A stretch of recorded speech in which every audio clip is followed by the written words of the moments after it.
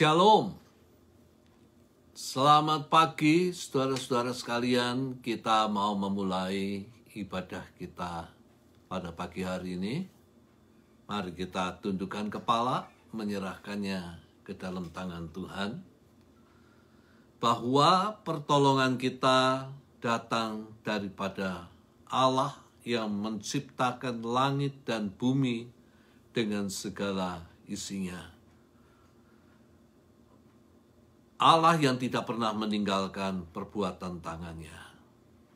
Kasih setianya itu kekal untuk selama-lamanya.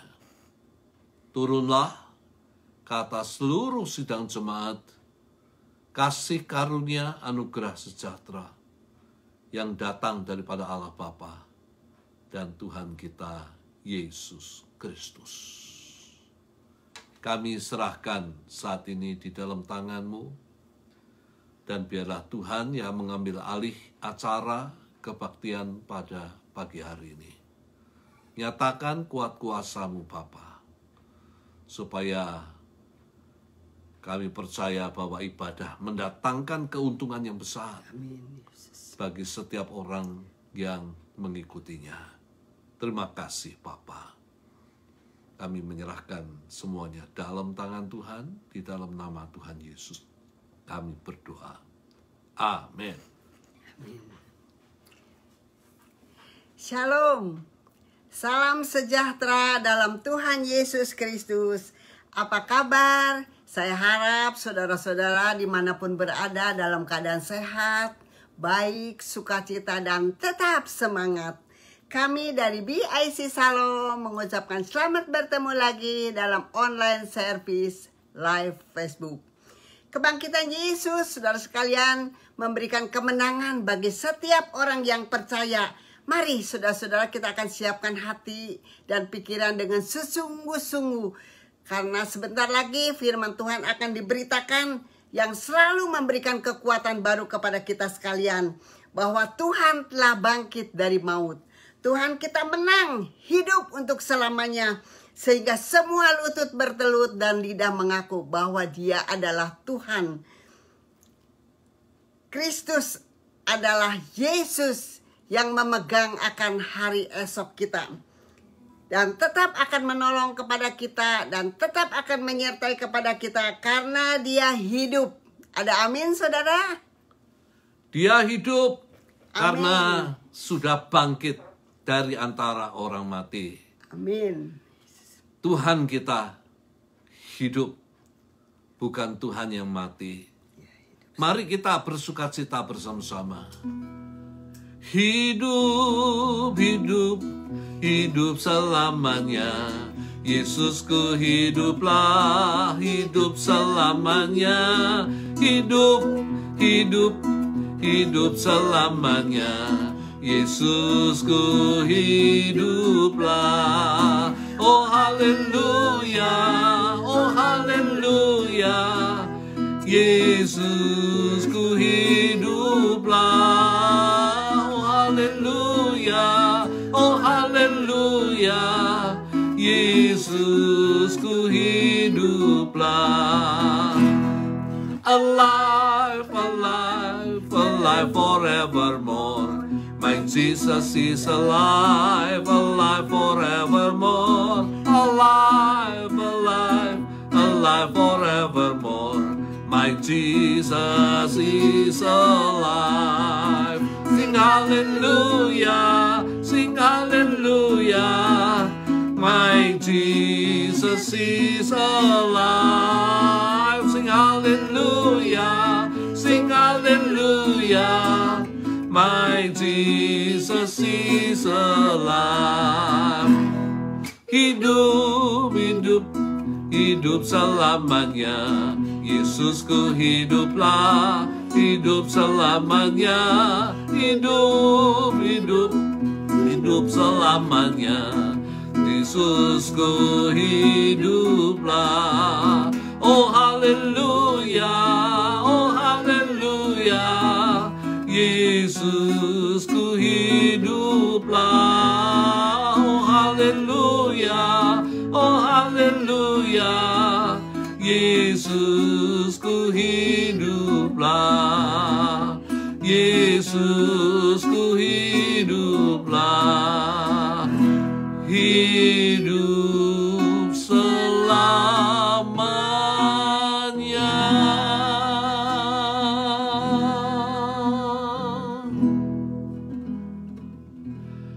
Dia Tuhan, Dia Tuhan, Dia telah bangkit dari maut sebab Dia Tuhan. Lutut bertelut, lidah mengaku, Yesus Kristus Tuhan. He's Lord, He's Lord. He is risen from the dead and He's Lord. Every knee shall bow, every tongue confess that Jesus Christ is Lord. Dia Tuhan, Dia Tuhan, Dia telah bangkit dari maut sebab Dia Tuhan. Lutut bertelut, lidah mengaku, Yesus Kristus Tuhan. Sekali lagi kita katakan Dia Tuhan, Dia Tuhan, Dia Tuhan. Dia telah bangkit dari maut sebab Dia Tuhan.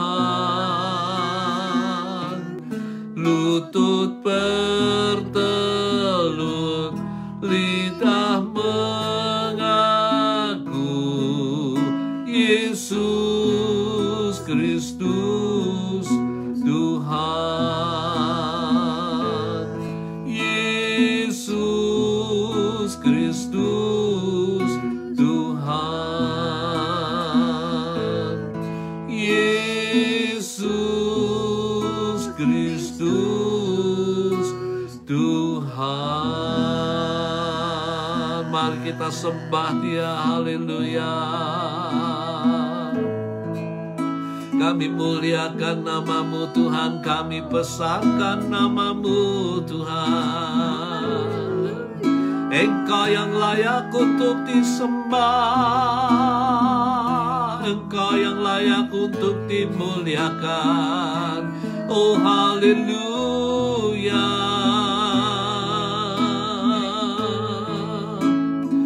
Kami mau bertelut di hadapan-Mu. Haleluya. Oh haleluya. Oh haleluya. Kami muliakan nama-Mu.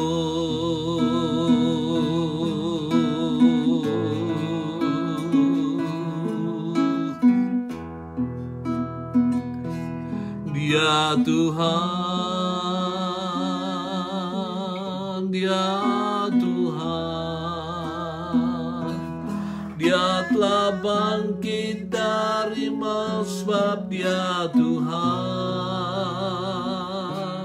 Lutut bertelut, lidah mengaku, Yesus Kristus Tuhan. Yesus Kristus Tuhan. Haleluya Tuhan. Haleluya, Yesus. Engkau Yes, sudah praise bangkit, the Lord. terima kasih. Engkau Thank you, hidup, Lord. Tuhan. Haleluya. Engkau bukan Tuhan yang mati. Yesus, Engkau hidup. Haleluya. Engkau tidak berada di dalam kubur lagi, tetapi Engkau berada bersama-sama dengan kami. Engkau ada bersama-sama dengan Allah Bapa di sorga. Engkau berada di mana-mana, karena dunia ini hanya merupakan tumpuan kaki daripada Tuhan.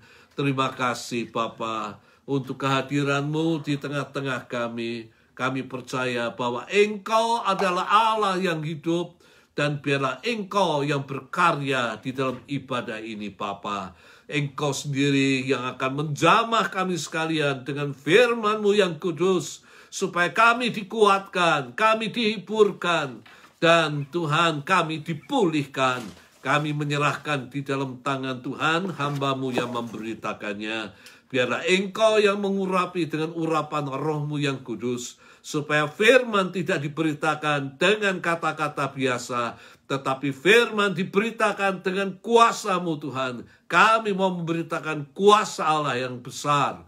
Kami menyerahkan di dalam tangan Tuhan. Terima kasih Bapa, terima kasih Tuhan Yesus. Segala puji hormat hanya bagi Engkau. Kami serahkan firman ini sepenuhnya di dalam tangan Tuhan. Di dalam nama Tuhan Yesus kami berdoa dan mengucap syukur. Semua mengatakan amin. Nah, saudara sekalian, pada kesempatan ini firman Tuhan saya ambil di dalam Yohanes 20 ayat yang ke-11 sampai ayat yang ke-18. Nah, bagian ini merupakan penampakan diri yang pertama. Dialami bukan oleh rasul-rasul, tetapi dialami oleh seorang perempuan yang bernama Maria Magdalena,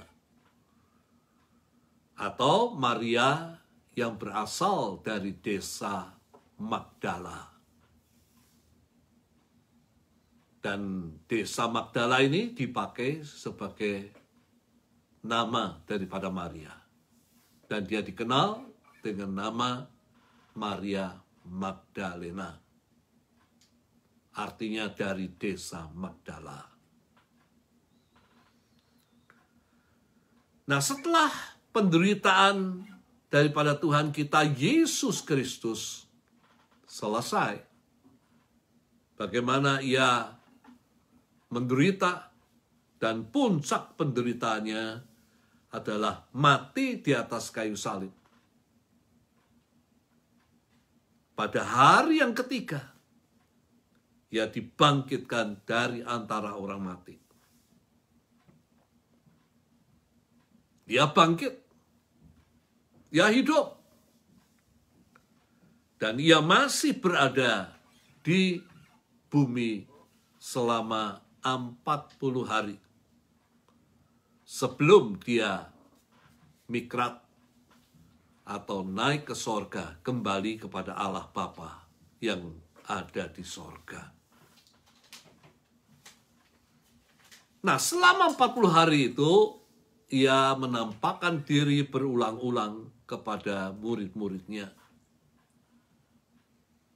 Tujuannya untuk membuktikan bahwa dia sudah bangkit, untuk menunjukkan bahwa dia hidup.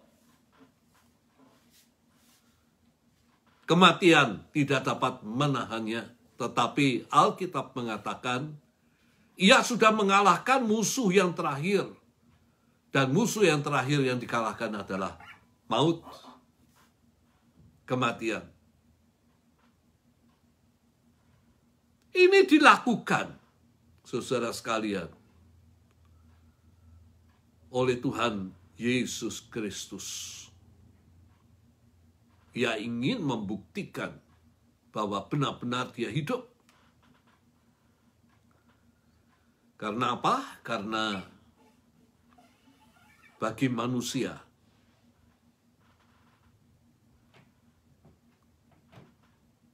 kebangkitan setelah kematian terjadi merupakan hal yang mustahil. Sampai pada saat ini, kebangkitan setelah kematian, bukankah kita juga seringkali merasakan bahwa hal itu mustahil bisa terjadi. Tapi bagi Allah, tidak ada yang mustahil. Ia memiliki kuasa yang luar biasa besarnya, yang tidak terbatas. Bahkan kuasa untuk melakukan hal yang mustahil tadi. Membangkitkan Yesus dari antara orang mati.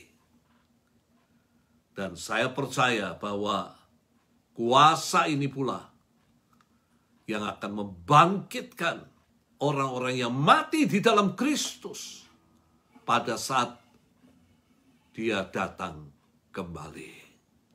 Atau yang kita kenal dengan istilah rapture, pengangkatan gereja.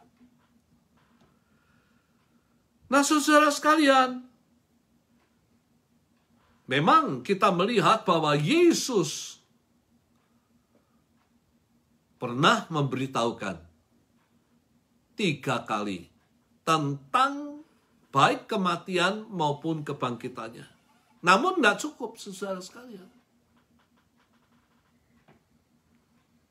Bahkan kesaksian malaikat yang menyaksikan tentang kebangkitan Yesus, yang menyaksikan tentang kubur yang kosong oleh karena Dia bangkit, itu pun tidak cukup. Tapi untuk lebih meyakinkan murid-murid, maka Yesus, Dia menampakkan diri berulang-ulang.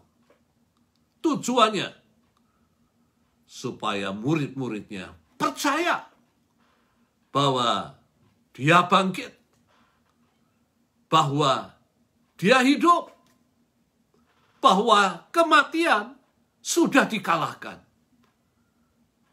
oleh kebangkitannya. Nah, saudara sekalian, pada kesempatan ini kita akan membahas bersama-sama tentang penampakan diri daripada Tuhan Yesus. Penampakan diri daripada Tuhan Yesus sudah saya katakan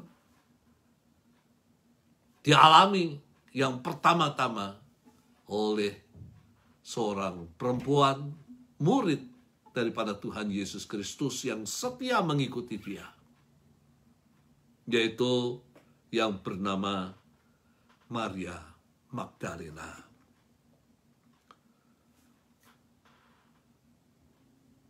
Yang pertama-tama kita melihat, saudara sekalian, bagaimana Maria Magdalena dia berdiri dekat kubur daripada Yesus sambil menangis.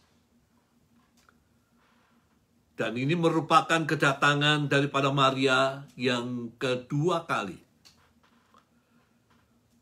Kedatangannya yang pertama ke kubur Yesus, dia sudah mendapatkan batu penutup kubur itu telah diambil dari kubur. Artinya apa?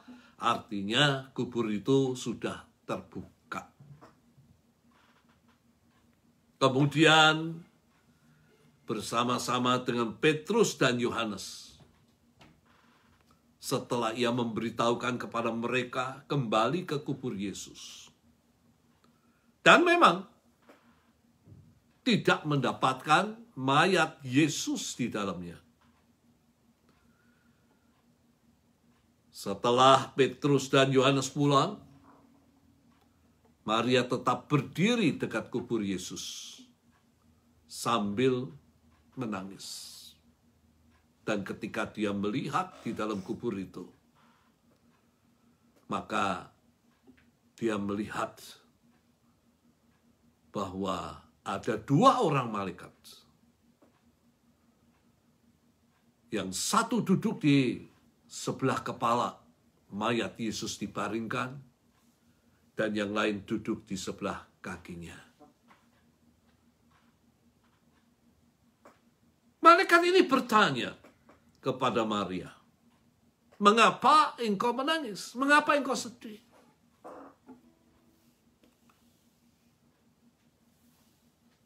Kemudian Maria menjawab bahwa dia menangis oleh karena Tuhan telah diambil orang. Dan aku tidak tahu di mana ia diletakkan. Ini yang merupakan jawaban Maria. Tapi melalui kata-kata ini, saudara sekalian, kita tahu bahwa Maria mengasihi Tuhan Yesus Kristus dengan segenap hatinya. Dan hal ini tentu tidak dapat dilepaskan daripada pengalaman yang dialami oleh Maria Magdalena. Di dalam Lukas 8 ayat 1-3, kalau kita baca di sana, dikatakan tidak lama sesudah itu, Yesus berjalan berkeliling dari kota ke kota, dari desa ke desa. Tujuannya apa? Memberitakan Injil Kerajaan Allah. Jadi Yesus memberitakan Injil Kerajaan Allah. Supaya apa? Supaya tentu semua orang itu diselamatkan. Dan ini memang merupakan kehendak daripada Allah. Yang tidak menginginkan ada seorang pun binasa, tapi semua orang itu bisa diselamatkan. Oleh karena itu, saudara sekalian, Yesus dikatakan dia memberitakan Injil, memberitakan kabar kesukaan, supaya semua orang diselamatkan dari kebinasaan yang kekal. Ke-12 murid-muridnya bersama-sama dengan dia. Rasul-rasul bersama-sama dengan Yesus. Dan juga beberapa orang perempuan yang telah disembuhkan dari roh-roh jahat dan berbagai penyakit, yaitu Maria yang disebut Magdalena, yang telah dibebaskan dari 7 roh jahat. Memang tidak diperinci roh apa saja yang menguasai diri daripada Maria Magdalena. Tapi Alkitab mengatakan Maria yang disebut Magdalena telah dibebaskan dari 7 roh jahat. Lalu kemudian Yohana istri Kusa, bendahara Herodes, ya, istri seorang pejabat yang kaya raya, Susana, dan banyak perempuan yang lain. Perempuan-perempuan ini melayani rombongan itu dengan kekayaan mereka. Ya, ketika Yesus memberitakan Injil bersama dengan 12 muridnya, maka perempuan-perempuan ini melayani rombongan itu. Perempuan-perempuan murid-murid daripada Tuhan Yesus Kristus, mereka melayani dengan cara yang lain, yaitu melayani kebutuhan makan daripada mereka yang memberitakan Injil. Dengan kekayaan mereka, dengan apa yang mereka ada, mereka pakai untuk melayani Tuhan Yesus Kristus dan juga dengan rombongan yang menyertainya.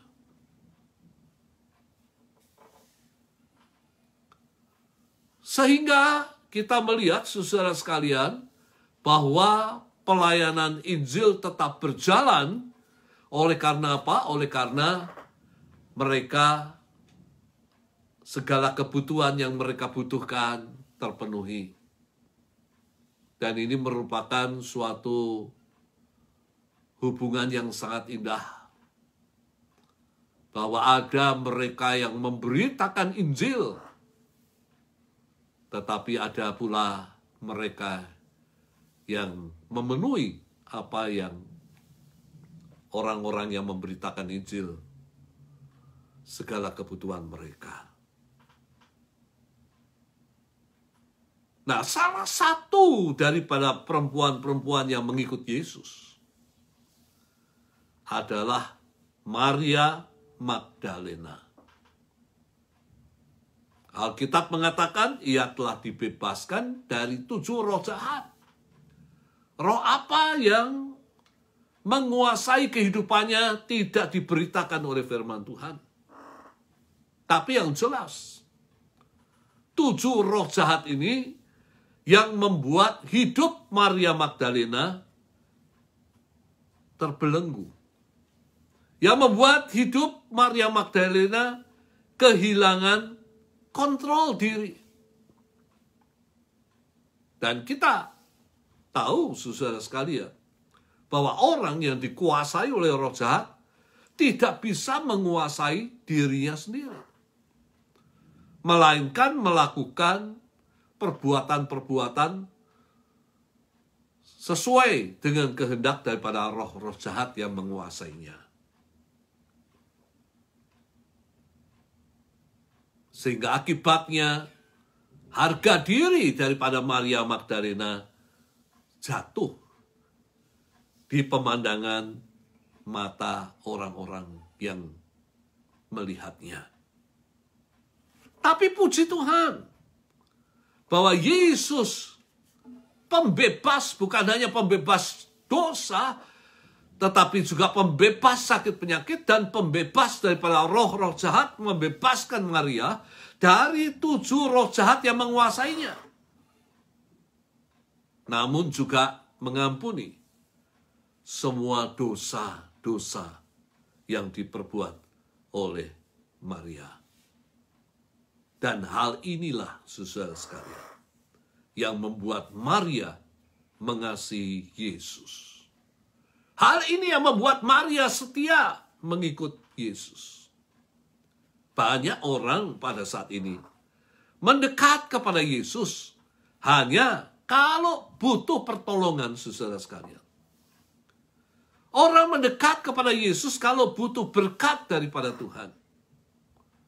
Namun setelah mendapatkan semua yang diinginkan, maka mereka hidup melupakan kebaikan daripada Tuhan. Lupa ibadah. Lupa berdoa. Lupa membaca firman Tuhan dan merenungkannya. Dan teladan apa yang dilakukan oleh Maria menjadi teladan bagi kita. Jangan kita pernah melupakan segala kebaikan Tuhan yang sudah menyelamatkan kita, yang sudah memberkati kehidupan kita. Hiduplah mengasihi, melekat, setia, dan layani Tuhan. Apapun yang menjadi kehendaknya, lakukan. Nah, kita masuk dalam bagian yang kedua adalah penampakan diri Yesus. Penampakan diri Yesus diawali dengan kisah di mana Maria saat itu menangis. Kemudian dia menoleh ke belakang. Ia melihat Yesus berdiri di belakangnya. Tetapi ia tidak mengenali Yesus. Sebenarnya Yesus tidak jauh dari kehidupan kita. Kalau saya terapkan aplikasinya. Namun yang menjadikan kita seringkali tidak mampu menyadari hal tersebut, tidak menyadari bahwa Yesus itu dekat dengan kita, adalah air mata kesusahan, kesedihan kita. Itu yang menyebabkan kita tidak merasakan bahwa Yesus itu dekat dengan kita. Kita tidak merasakan penyertaan Tuhan dalam kehidupan kita. Ketika Yesus menderita, di dalam penderitaan yang sangat hebat di atas kayu salib. Oleh karena penderitaan yang demikian berat ditanggung, maka Yesus, dia berteriak dengan suara yang keras. Eli, Eli, lama sabachthani. Eli, Eli, lama sabachthani. Artinya apa? Artinya, Allahku, Allahku, mengapa engkau meninggalkan aku?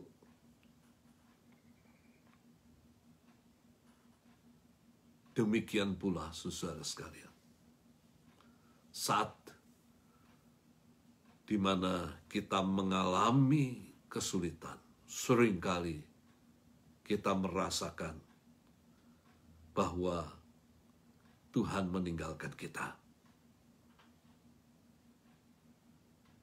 Saat itu Yesus bertanya kepada Maria, mengapa engkau menangis? Siapa yang kau cari? Namun perkataan Yesus saat itu tidak dapat dikenali. Bahkan ia menyangka yang berada di belakangnya, yang bertanya kepadanya adalah penunggu taman, tukang kebun, tukang melihara, saudara sekalian. Taman, oleh karena kalau kita melihat kubur-kubur berada di taman yang sangat luas. Bahkan menuduh Yesus bukan hanya sebagai tukang kebun, tetapi juga mengambil mayat, pencuri mayat. Nah, ini seringkali terjadi, saudara sekalian. Kalau orang ditimpa dengan kesedihan, maka ia akan merasakan Tuhan itu jauh. Dia tidak akan mengenali bahwa sebenarnya Tuhan itu dekat. Tuhan itu selalu menyertai.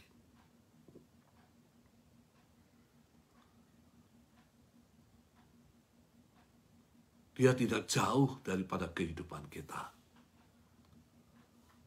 Berapa jarak kita dengan Tuhan? Sebuah nyanyian mengatakan bahwa Tuhan itu berjarak hanya sejauh doa dari kita. Saat kita berdoa, saudara sekalian, maka kita akan berada di dalam hadirat-Nya yang kudus. Oleh karena apa? Karena Tuhan itu nggak jauh. Memang kita melihat pesawat-pesawat, semua alat yang dibuat oleh manusia tidak akan mampu untuk menghampiri Tuhan, untuk mencapai di mana Tuhan berada. Namun Tuhan itu dekat dengan saudara dan saya. Ia hanya sejauh doa. Saat kita berdoa, maka kita sampai di mana Tuhan itu berada.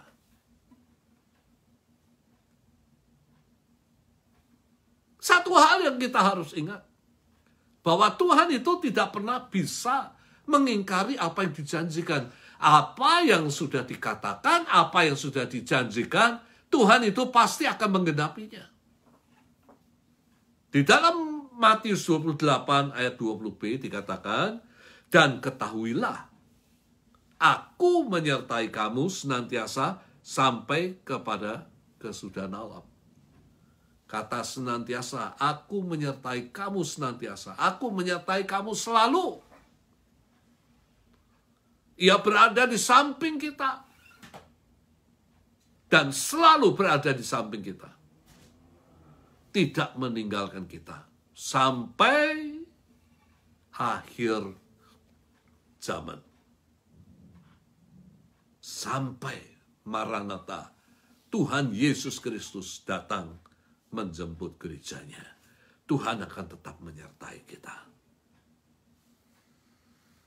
Mari kita lanjut. Kemudian Yesus memperkenalkan diri. Bagaimana cara Yesus memperkenalkan diri? Supaya Maria tidak menyebut dia, tidak menganggap dia sebagai tukang kebun, sebagai gardener, sebagai penunggu taman.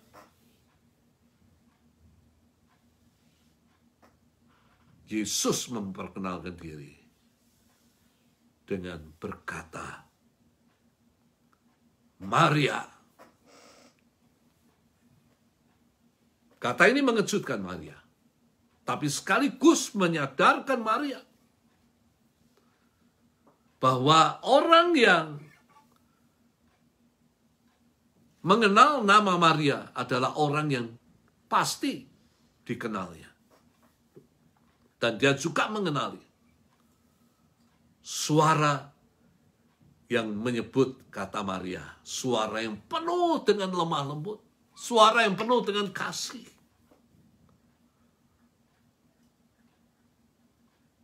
Dan siapa orang tersebut? Maria mengenali bahwa dia adalah Yesus yang ia kasih lebih daripada segala sesuatu yang ia miliki.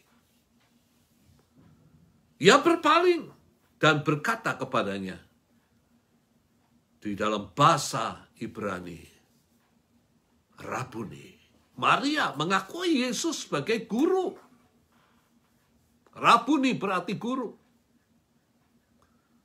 Karena ia yang mengajar semua murid-muridnya tentang kebenaran-kebenaran Allah. Supaya mereka hidup benar di pemandangan mata daripada Allah Bapa. Melalui perjumpaan ini, maka Maria tahu bahwa kubur kosong bukan disebabkan mayat Yesus diambil atau dicuri orang. Tetapi kubur itu kosong karena dia sudah bangkit dan hidup.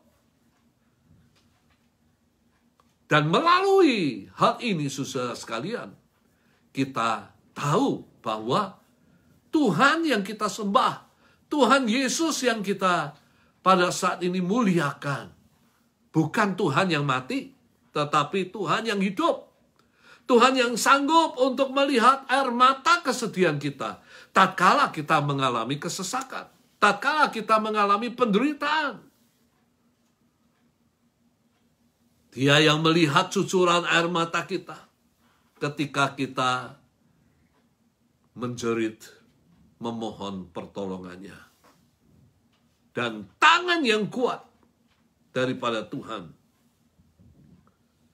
mampu untuk menolong dan menyelamatkan kita dari segala kesesakan, dari segala kesusahan yang kita alami. Ia hidup.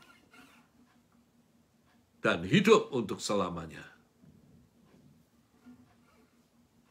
Yang ketiga, saudara sekalian, yang menarik. Yesus mengatakan kepada Maria, ketika Maria hendak memegangnya, jangan memegang aku. Sebab aku belum pergi kepada Bapa. Jangan pegang aku. Mengapa Yesus tidak mengizinkan Maria memegangnya? Untuk membuktikan bahwa dia hidup. Untuk membuktikan bahwa dia bukan hanya penglihatan yang tidak dapat dijamah, yang tidak dapat dirasakan. Kenapa Yesus tidak mengizinkan Maria menjamah untuk membuktikan dia hidup?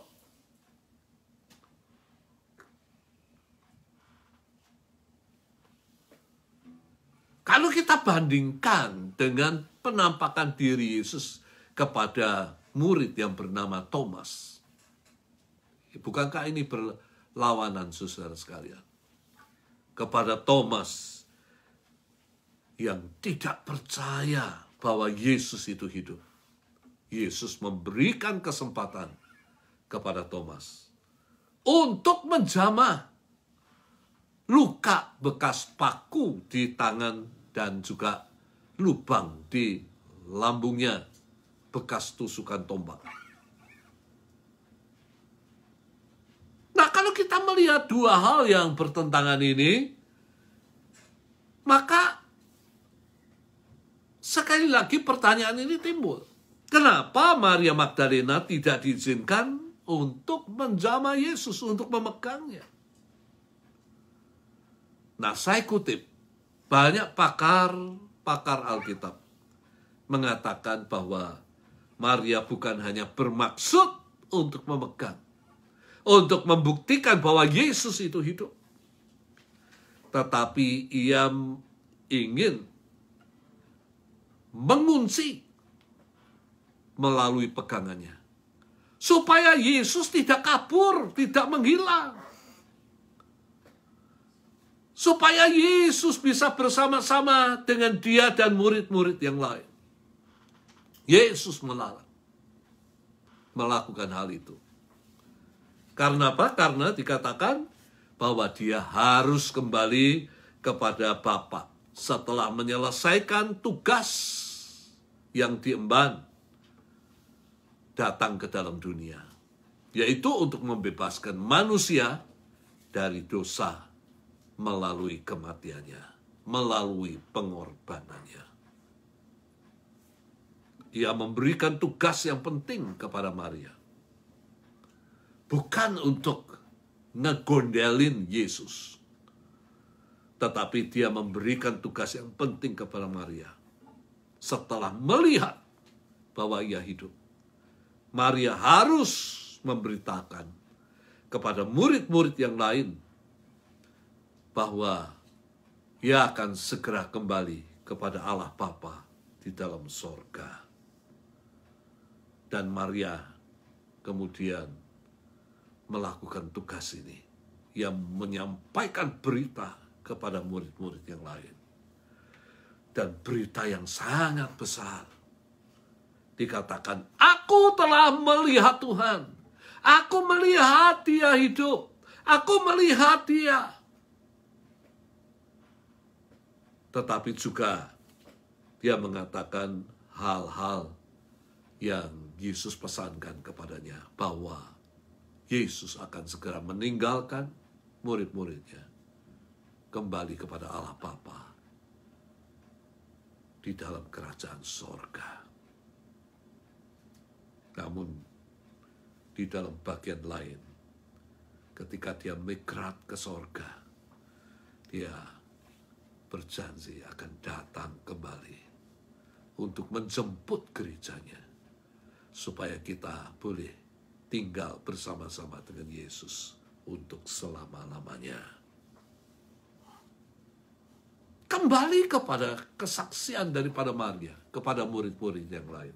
Aku melihat Tuhan. Dan ini suatu berita yang besar.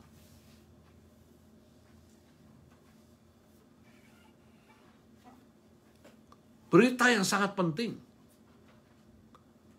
Bahwa melalui kebangkitan Yesus, musuh yang terakhir sudah dikalahkan, yaitu maut. Dan kemenangan atas maut ini yang diimpartasikan, yang diberikan kepada kita yang percaya kepadanya. Bagi orang yang percaya, kematian hanya berlangsung atau terjadi satu kali. Dan setelah itu, kita akan hidup untuk selama-lamanya. Tapi bagi orang yang tidak percaya, kematian akan terjadi dua kali. Kematian tubuh dan juga kematian di dalam penghukuman Allah yang kekal. untuk selama-lamanya. Pengorbanan Yesus tanpa disertai dengan kebangkitan tidak sempurna. Melalui kebangkitannya menjadikan pengorbanan Yesus di kayu salib menjadi sempurna dan memberi keselamatan kepada setiap orang yang percaya kepadanya. Dan berita tentang kematian dan kebangkitan Yesus menjadi tugas gereja sebelum Yesus datang untuk kedua kalinya. Kita harus menyampaikan berita yang besar kepada semua orang bahwa keselamatan hanya ada di dalam Dia yang sudah mati dan bangkit dari antara orang mati. Setiap orang yang percaya akan nama Yesus diselamatkan. Tetapi yang tidak percaya akan binasa untuk selama-lamanya. Mau kita memberitakan berita yang besar ini? Ini tugas daripada kita. Ya. Apakah orang mau terima atau tidak terima bukan urusan kita. Yang penting kita memberitakan bahwa di dalam Dia ada keselamatan, kehidupan yang kekal bagi orang yang mau percaya kepada nama Tuhan Yesus Kristus. Mari sebelum Yesus datang kembali, kita lakukan hal ini kepada setiap orang yang kita temui. Bagi saudara yang mungkin bekerja sebagai Uber, ngangkut penumpang, kesempatan untuk bisa